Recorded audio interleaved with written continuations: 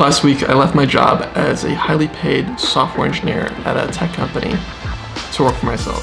It's not an easy decision to leave a job that is comfortable, that's a place you like working, but I felt like I had to do it because there's something in me that always felt like I could do more, and I wanted to build a side hustle, build an app, build something into a business for a long time. I can think back to being a teenager and thinking that I wanted to start my own business. It's hard to dedicate the time that you need to be successful. So I tried for a while. I tried spending the time, an hour a day to 2 hours a day after I got home from work, seeing what I could do, if I could build a new side hustle, if I could build a new project or something like that.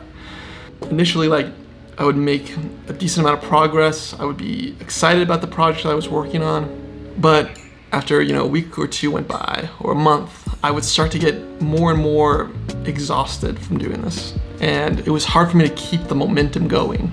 So what would end up happening is I get bored from the project, and usually I'd start on something new. I'd just get a new project, or I'd just kind of let this one fade away. This time, things changed. A month ago, I went skydiving. The experience of skydiving was very eye-opening for me, because what it showed me was that the moment you step into fear, you realize that it's all an illusion. The moment where my friends purchased the ticket to go skydiving, you click the button, and as soon as that happened, as soon as we actually booked it and it became a reality, I felt my whole body kind of freeze up. I felt like my stomach turning. I started looking off into the distance, imagining all the possibilities of what could go wrong in my mind. And my friends looked at me and they're like, "Tyler, you don't look okay." And I woke up and I was like, I'm doing fine. And I had to just actually push that out of my mind and say, okay, you know what? I'm just gonna let this thought sit aside. I'm gonna come back to it later. I'm not gonna think about it right now. And then the closer we got to actually jumping out of the plane, the easier everything became. It wasn't until we actually got up into the plane and were ready to jump out that the nerves started to hit me again.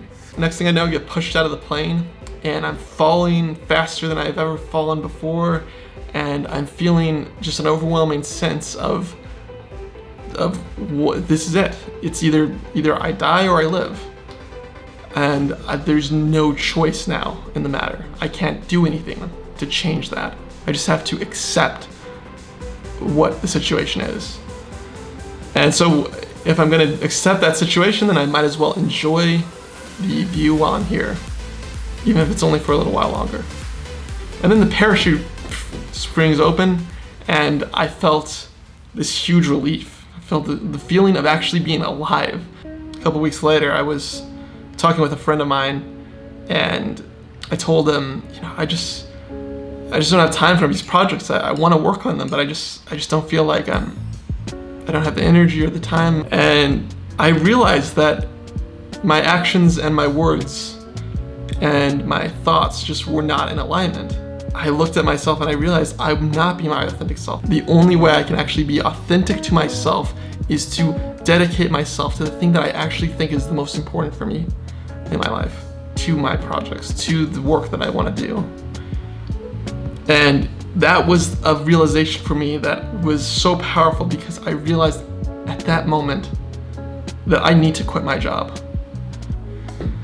And so it was in that moment of realizing that I have to do this that I had the feeling again, the feeling that I was getting when we booked that flight to jump out of that plane. Stared off into the distance, kind of imagining all of the things that could go wrong now, all of the dangers of quitting my job. What if I don't have insurance? What if I fail? What if I run out of money? What if anything happens? And for a moment I was kind of paralyzed by fear. And then I realized, wait a second, I know this feeling. I felt this before.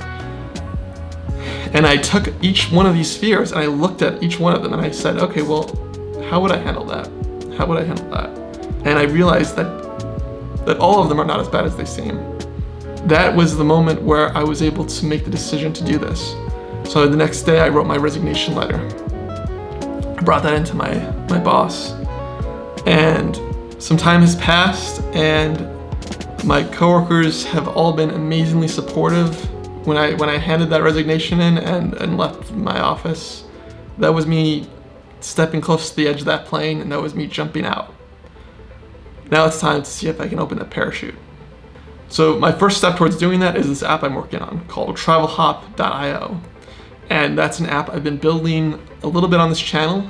And what this does is it finds destinations on the way to where you're going, ones that can actually reduce the cost of your trip if you add them.